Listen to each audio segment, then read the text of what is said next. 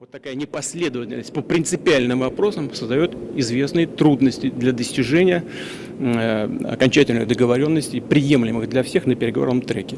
И пока этого не будет, операция будет продолжаться военная до ее полного завершения и решения тех задач, которые были поставлены в начале этой операции. Yesterday, the city of Kharkiv in eastern Ukraine was once again shelled by Russian artillery. A large barrage of Russian rockets struck the center of the city. Several apartment blocks were set ablaze. A food market was also leveled. At this moment, at least 5 civilians are reported to have lost their lives, with more than 20 wounded. Now, there are absolutely no military targets in downtown Kharkiv, and the Russians know that perfectly well.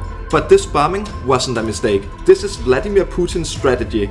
Terrorize the Ukrainian civilians in the hope that they'll give up. Because this is what they're doing. It's plain and simple. It's terrorism. But this is unfortunately nothing new. It is basically what the Russian army has been doing since they invaded Ukraine almost 2 months ago. And they are doing it on purpose. Yesterday in Mykolaiv, Russian bombs hit a kindergarten. Luckily, no children were hurt in this attack. Now the Russian army knows exactly where their bombs are striking. Take a listen here. Машина проехала, не увидели там машины или техника, и 2 человека с рощи по гражданке. Да валите всех нахуй там, ебаный в рот, блядь. Я понял. Тут Чего вся вы деревня гражданская. блядь?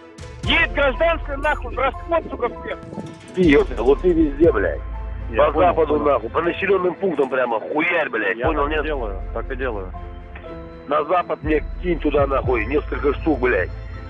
Вот эти все ближайшие, так, вот от меня там, блядь. Куриловка, Рябушки, оттуда, по-моему, работают, да? Да. Все, понял, сейчас передам координаты. Ебани туда нахуй побольше, блядь, чтобы сравнять эти 2 села, блядь. As you heard, the Russians know that their bombs and rockets are taking the lives of innocent civilians. But they don't care about that. Their generals don't care about it. And most notably, Vladimir Putin doesn't care about it. In fact, when Roman Abramovich, he's the former Chelsea football club owner who Vladimir Putin tried to poison together with Ukrainian diplomats at the first peace summit between Russia and Ukraine. When he handed Putin a personal note from President Zelensky, Putin angrily replied, and I quote, "Tell him that I'll destroy them all," end quote. Now Putin didn't say that he wanted to destroy President Zelensky. He didn't say that he wanted to destroy the Ukrainian army. He literally said that he would destroy them all, meaning the whole Ukrainian nation.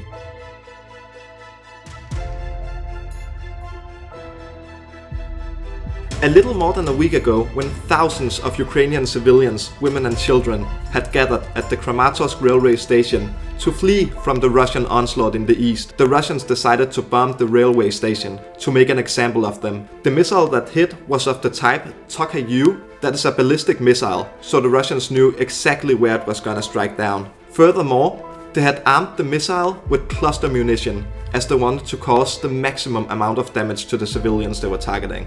As some kind of sick joke, the Russian soldiers had written the phrase, and I quote, "for the children" on the side of the missile. Yeah, they had literally written "for the children" on a ballistic missile armed with cluster munition right before it struck down and took the lives of at least 59 innocent civilians, mostly women and children. That is how much hate the Russian onslaught is filled with. Помню только громкий звук, и начали лететь, не знаю, то ли снаряды, то ли ракеты. Все попадали, и все, кошмар. Все начало гореть сразу. Все люди в панике.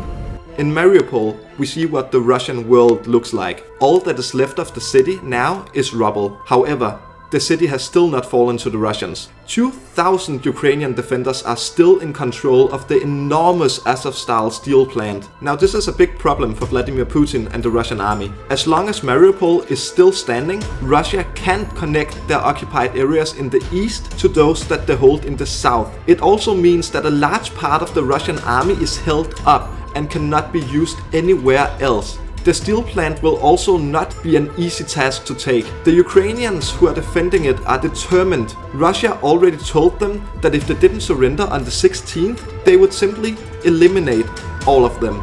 That, first of all, is a war crime. You can't just murder enemy combatants if they don't surrender within your specified time frame. But other than that, it has only done one thing, making the Ukrainian soldiers even more determined to defend their city against the invaders. By bombing the city intensely and destroying more than 95% of the buildings in it, the Russians have only made it more difficult for themselves to capture the city. There aren't really any working roads anymore. They are all filled with rubble from ruined buildings. That means the Russian army can't use any normal cars or trucks. They have destroyed the city so much that they can barely even use their tanks. That means that Putin have to throw even more young Russian infantry soldiers into the meat grinder, where they are easily picked off by the competent Ukrainian defenders. In western Ukraine, the city of Lviv was struck by Russian missiles. 7 innocent civilians had their lives taken away from them. Until now, Lviv has, because of its proximity to the EU border with Poland, been kind of a safe haven for refugees from other parts of Ukraine. Recently, many Ukrainians who had fled to the European Union has been coming back. The vast majority of them have arrived in Lviv. Now, there are basically 2 reasons as to why Vlad the Mad is bombing Lviv. The first reason is that he wants to send a message to NATO. He wants to show us that he can easily hit us where we are. And he wants to show us that he's not afraid to do it if we make him. Now the second, and probably the most important reason, has to do with the Ukrainian civilians. By bombing Lviv, Vladimir Putin is telling them that no matter where in Ukraine they are, he can still get them. This, of course, has to do with the Russian strategy of keeping the Ukrainian civilians in a state of terror. Vladimir Putin has even gone so far as to put General Alexander Dvornikov in command of the Russian army in Ukraine. Dvornikov is probably best known under his nickname, the Butcher of Syria.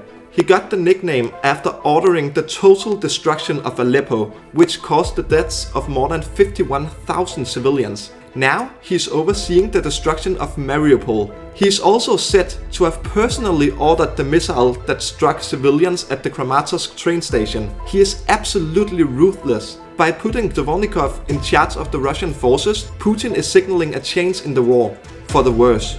And I have to tell you this war has reached a level of escalation so high that it is close to impossible to de-escalate it again. Putin is not going to stop this unless he is stopped. Even if he achieves his goals in the east, even if he gets his land corridor from Crimea to Russia, he's not gonna stop. That will only leave him wanting even more. If he had had success in Ukraine, the Russian army would be in Moldova by now, or the Baltic states. Vladimir Putin truly believes that these countries belong to Russia. Recreating the Russian Empire has been his dream ever since he was first elected president of Russia, and he has to be stopped by force if necessary. Thank you so much for watching. If you liked the video, please go and give it a like. If you want more content and more news from the war in Ukraine, you can go and subscribe to my channel.